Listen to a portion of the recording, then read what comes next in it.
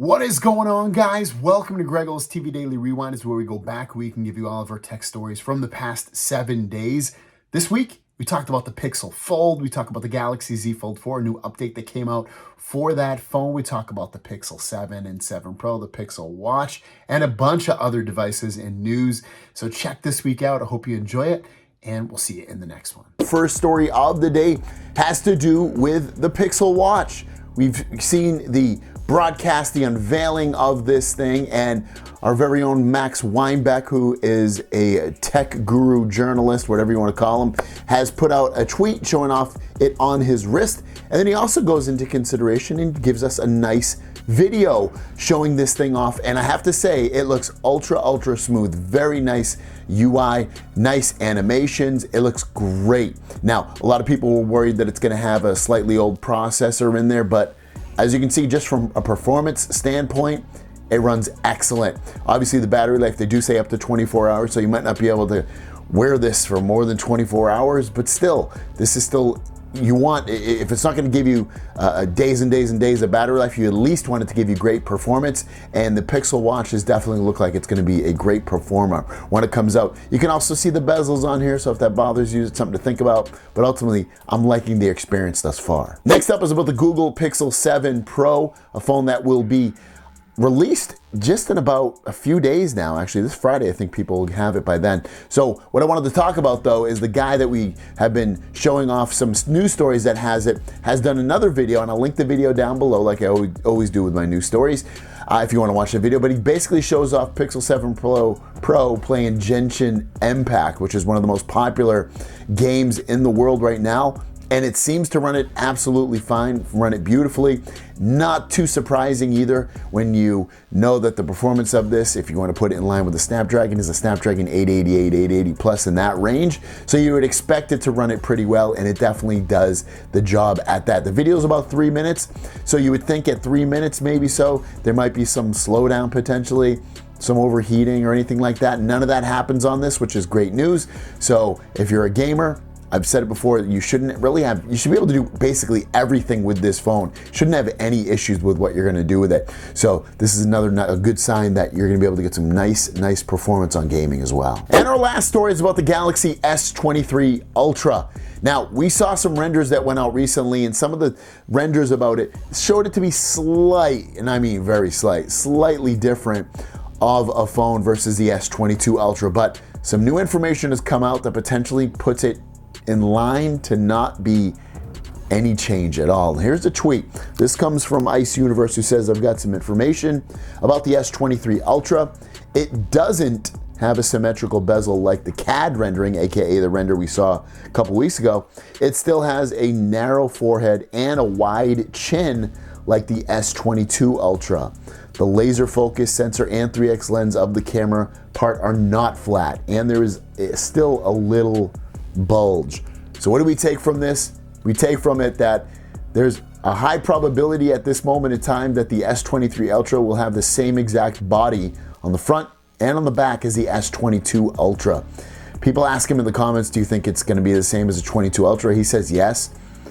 We'll wait and see, but it's not looking too exciting. If you like your phones to change every so often and not look exactly the same as the previous generation, especially if you upgrade every single year, you might be in for a rude awakening. First story of the day has to do with, if you've been living under a rock, today is Amazon Prime Day, and with Prime Day, there's a whole bunch of crazy deals going on, but we'll talk about Pixel Buds Pro, because those are some of my favorite earbuds right now. You can get them for 151 bucks on Amazon. Really inexpensive. Link down below. Some of my favorite earbuds, maybe in the top 1 or 2, especially on the Android side. So check them out if you're thinking about getting them. They work great. They sound great. And our last story of the day, very slow tech news day. I finally got the September update for my Galaxy Z Fold 4. You should have as well, at least if you're here in America. Like, it seems like everybody officially got it now. It's a big update, 1.4 gigs. So you definitely want to grab it. It doesn't say anything too interesting. Basically, it just says bug fixes and things like that. It doesn't say anything direct like, oh, we added this feature, we fixed this thing. It doesn't say any of that, unfortunately. But the good thing is we're at the September update, and also, even though we're in October, the other cool thing is we also get to figure out that there's something added in there. There's bug fixes, obviously. This is a huge update. I know it's basically a couple months worth of updates in there. Maybe that's really what it is, but you got to figure it's probably bug fixes as well as the security updates, and maybe a feature or two that's hidden under the trunk somewhere. The first story of the day is a deal that's going on. If you're thinking about getting my daily phone that I use, the Galaxy Z Fold 4, and you missed out on some of the pre-order deals, they have a nice deal going on right now. So here's some of the information from that deal. So first of all, you can upgrade your memory for free from 256 to 512, again, for free. You also get up to $1,000 of enhanced trading credit. So not all phones will get $1,000 trading credit. Some will though, so you want to check that list to see what it is, but it's up to 1,000. And if you end up getting the 1 terabyte version, you can actually end up saving $350 off the price of that. So it's a really, really good deal going on. If you need a lot of storage, grab that 1 terabyte. I love the Z Fold 4, I really do. After using it, it's not a huge upgrade over the Z Fold 3, but if you don't have a folding phone, this is the one to get. At least that's the way I feel. It might not be the best in every single category of folding phones, but overall, with the software and the hardware integration, it all works pretty darn well. So check it out. I'll link it down below if you want to grab one. Next up, if you're a virtual reality fan like myself, the MetaQuest Pro is announced today, and you can pre-order it right now. It comes out October 25th. It is expensive, $1,500, but it kind of designates and puts into frame augmented reality and virtual reality all in one, so you can kind of have this immersive world that you're in and kind of see again what's going on in your real world. So it's kind of cool stuff. I kind of want to get it, but I really don't want to spend $1,500. I really love the virtual reality world. I love the augmented reality type glasses and extended reality glasses. All of that super excites me. It's the price that's kind of pushing me far away. But if you do want to pick one up, I'll link it down below. The Pixel Buds Pro, which are like my 1 or 2 favorite earbuds, are coming out with a brand new update right now. It's rolling out right now, and the update per Google, this is straight from them. You can see the headline, full 5-band EQ now rolling out. So it's slowly rolling out the next firmware update for the Pixel Buds over the next week. It contains full 5-band EQ with sliders for 5 different frequency bands and 6 presets tuned by our audio engineer. So if you don't want to have to deal with you physically moving the buttons on there to make the sound better, you can choose ones that the audio engineers have set. Once you have configured your preferred settings in the Pixel Buds app, they will be implemented on your Pixel Buds Pro no matter which device you are listening from. So it works on laptops, phones, watches, no matter what. Once you set it, it's there for good, unless you change it again. In addition, the update contains controls for the left and right balance and general bug fixes. And again, it just goes into Google's and most phones manufacturers' way of thinking, is to add value to your product after it's released. I know I have a Tesla. They're constantly adding new software features and bug fixes and things like that all the time. And phones obviously are no different. They've been like that forever.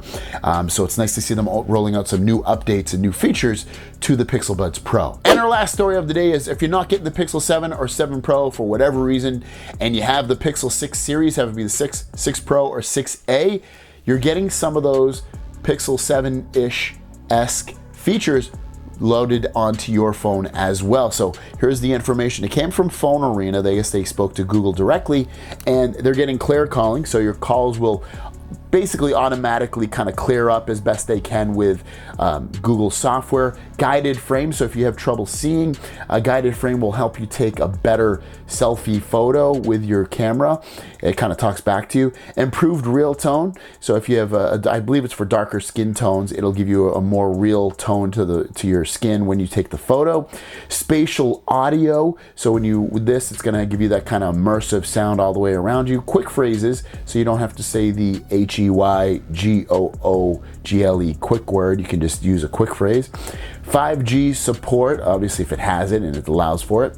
And then Face Unlock will still be limited to the Pixel 7 series though. So nice little update. Grab it if you have a Pixel 6, 6 Pro, or 6A. Thanks for watching, guys. Your question of the day is, did you buy anything for this? There's a big sale going on with Prime, and obviously a lot of other companies are doing sales as well. Did you buy anything of significance? Let us know in the comments down below. Have a great day, and we'll see you down the road. Peace.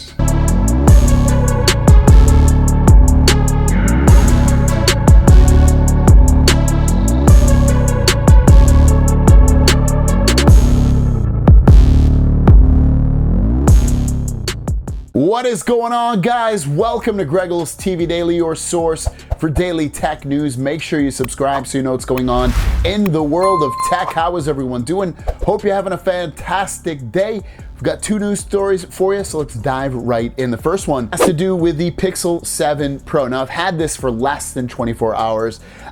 So far, what I have and what I've used it for, I like it. It's a very nice phone. I'll have some further thoughts maybe in a day or two about it, but so far so good. But people that have had it longer than me, there's people that have had it for about a week, specifically XDA, has gone on record saying that there's a big display problem. And the display problem they're getting is that the display on the new Pixel 7 Pro is basically a power hog, and it's using a lot of power.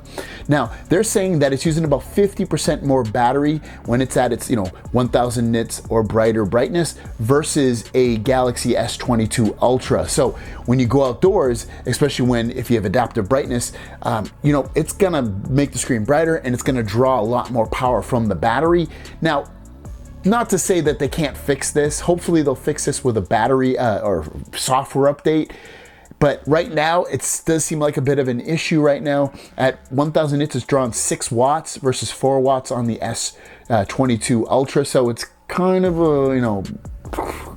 a battery hog right now. But again, I feel like it's not something they can't fix with a software update. So we'll wait and see. We won't put too many eggs in that basket of being disappointed, but it is something to know that if you are drawing a lot of power and your screen's at its ultimate brightness, that might be obviously the culprit of why it's draining so much battery. And our last story of the day has to do with one of my favorite apps if you have a Samsung Galaxy phone. It's Good Lock. Well, the developers conference was, at least yesterday, they had a little Samsung developers conference, and one of the things Samsung announced was this. They said that they're going to be coming soon. There's going to be a new Good Lock feature for cameras, and you can see Ice Universe tweeted that out. I'm interested in this new function of Good Lock. It's related to cameras. What will it be?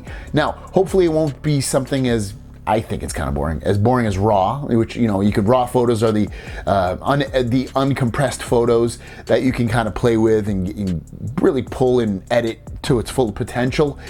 But hopefully it's some kind of feature that we're not thinking of or that we want, that we don't have.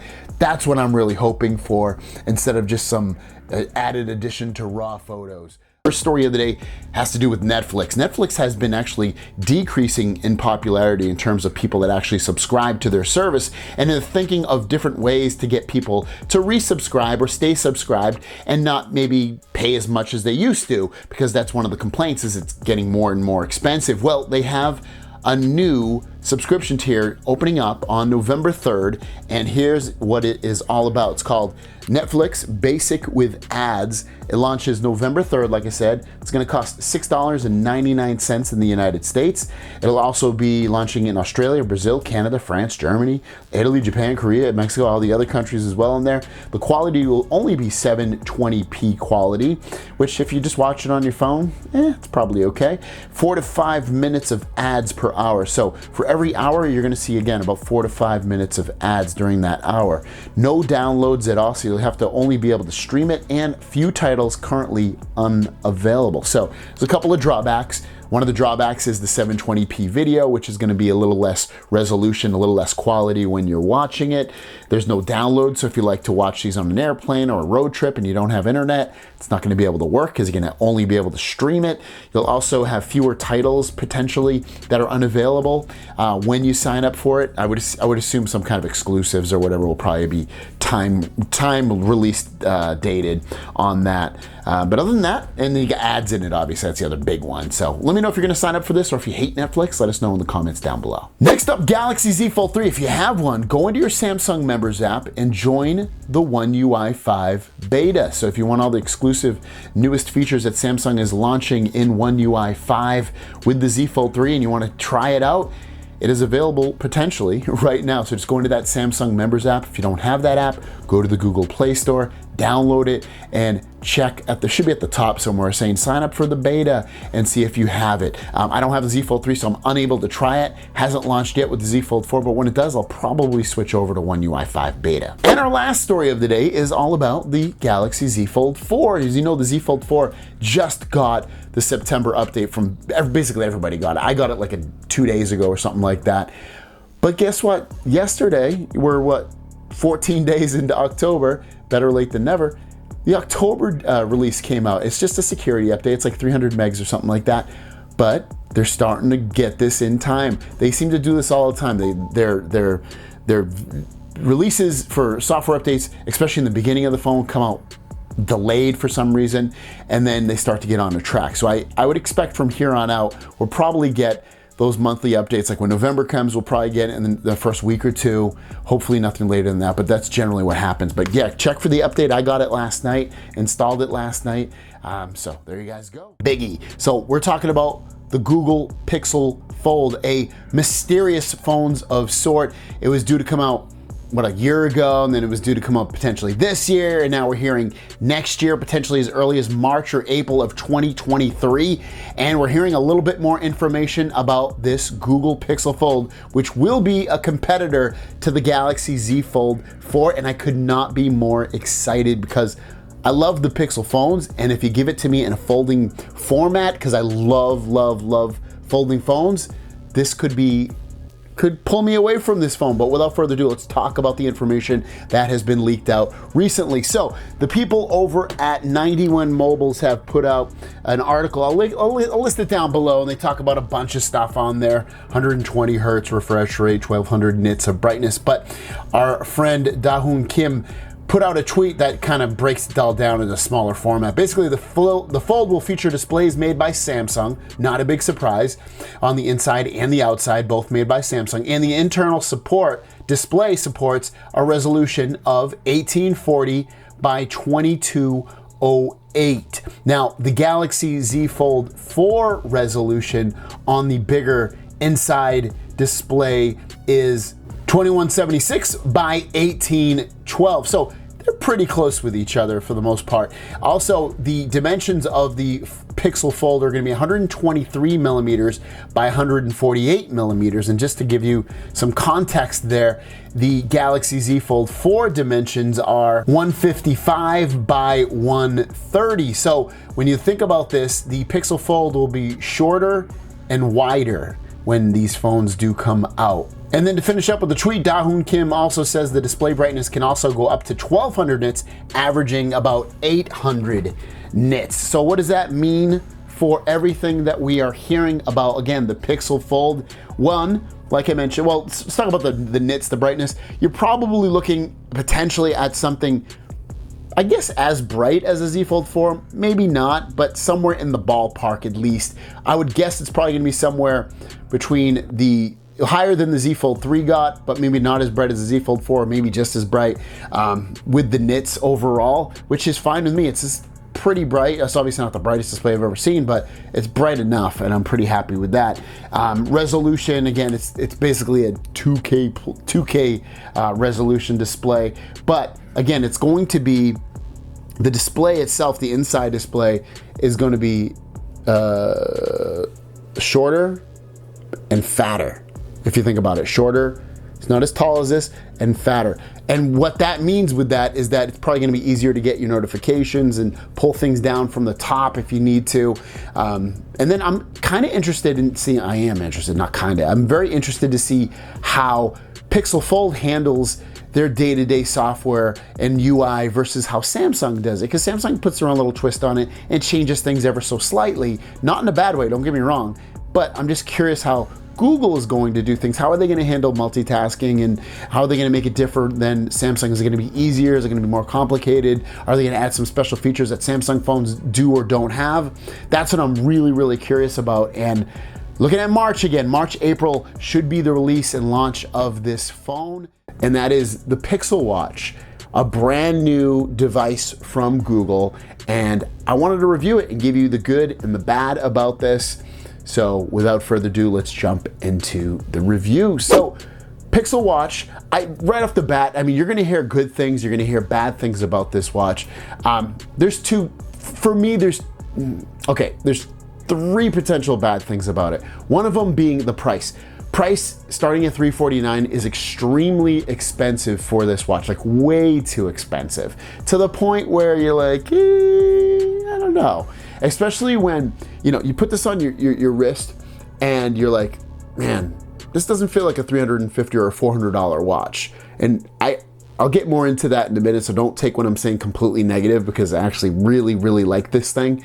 But yeah, it's not one of those things you put on your wrist, you're like, damn, this is the right price. I really feel like this should be $200 would be great. If it was like $199, I'd be like, damn, that's totally worth it. That is a steal, buy it. $250, okay, I can feel you. $300 at the max though, but I really say $250 to $200 should be the price for the Pixel watch. The other thing is battery life. Some people are getting terrible battery life. I can't say I am. I'm getting about, I definitely get at least 24 hours.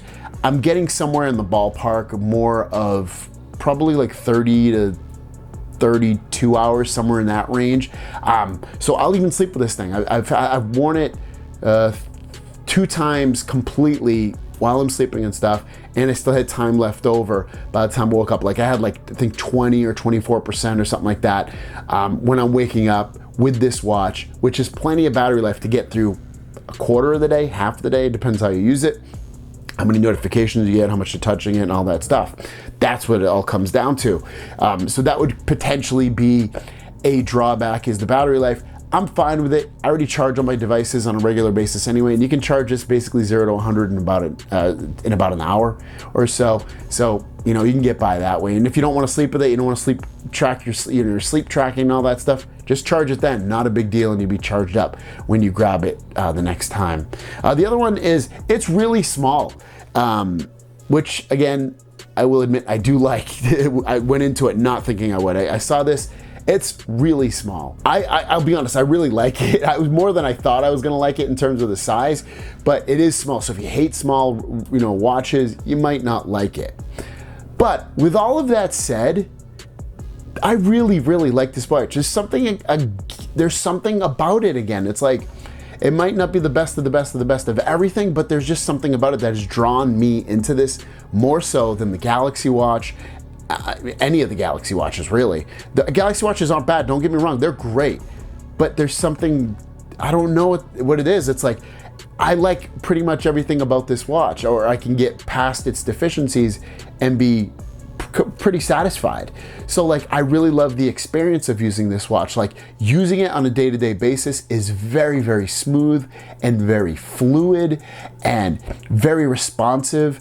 And it's a breeze and a joy to use. I really enjoy it. The other part of the usage of it is it does what I want in a watch really, really well. Notifications come in lightning quick when I get them. Using the health fitness tracking stuff works flawlessly for me anyway, what I do it for, with Fitbit integration into there. So I love that it has all that Fitbit integration. I don't mind, like the screen might be small, but it's bright, and I have the font kind of big. And for me, that works, and it doesn't feel too small, because when I look at it on my wrist, I'm not like, I don't know about that. Feels kind of small. It doesn't even go through my head. And one of the things about it being fairly small is that, you know what? It actually is very lightweight. And I know when I had the Galaxy Watch, was it 5 or 5 Pro, it didn't completely weigh me down, but it has some weight to it. And this was really nice to have something very lightweight. And I definitely forget this is on my wrist when I'm wearing it, for sure. I don't go through like, I'm not like, oh, you know, like, I don't know, there's something about the Galaxy wrist strap too that bothered my wrist. Not that you can't get new wrist straps, but the one that came with it kind of bothered, you know, make it red and all that stuff. This one doesn't do that, and it's very, very comfortable, and it's easy to put on, easier to put on than the Samsung one. So I appreciate the wrist strap that it comes with. The charger is easy to use, as you would expect with a watch, a smartwatch of some sort. So I really, really like it. And then just using it, like, I don't even use the crown. but you do have the crown on the side here to be able to control the watch. You do use it, I do use it to go home or to bring up my Google Pay or to bring up my turn it off and stuff like that. And then you also have the button up here that brings up your recent apps. So I love that, all that integration there, and then just using the UI in terms of swiping and going through it just works fantastic. And obviously this is gonna be a mixed bag, just like most products are, of people that love it, people that hate it. I think this might even be more polarizing because of the price, because of the size. It's the only size it comes in. Because of those things. And the processor inside is pretty old as well. I mean, if you didn't look it up and research it, you wouldn't know, because it doesn't feel like that. It feels very, very fast. They did a great job on this, I really have to say. Such a great job that I ended up getting one for my wife as well. I was like, Michelle, you gotta try this. This is a frigging awesome watch. I really, really like it. There's just something about it that feels great about it. So I really, really like it. So if you think about getting a smartwatch and it does the things I mentioned really, really well, grab it, because I think you'd be very, very happy with it. I really, really like it. I really do. And I will not be going back to my Galaxy watch. And I am using this with my Galaxy Z Fold 4, so it works with every other phone. It doesn't just work with Pixel phones, it works with all Android phones. So check it out, link down below. Have a great day, and we'll see you down the road. Peace.